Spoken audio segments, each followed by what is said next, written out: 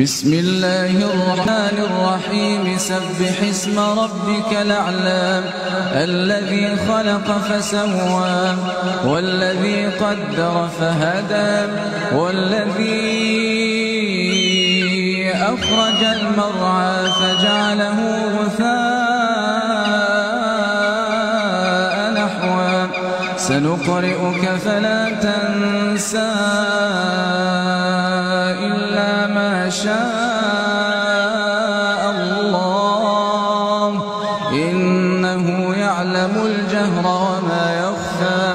ونيسرك لليسرى فذكر إن نفعت الذكرى سيذكر من يخشى ويتجنبها الأشقى الذي يصلى النار الكبرى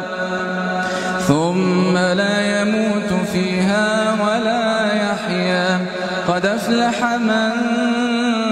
تزكى وذكر اسم ربه فصلى بل تؤثرون الحياة الدنيا والآخرة خير وأبقى إن هذا لفي الصحف الأولى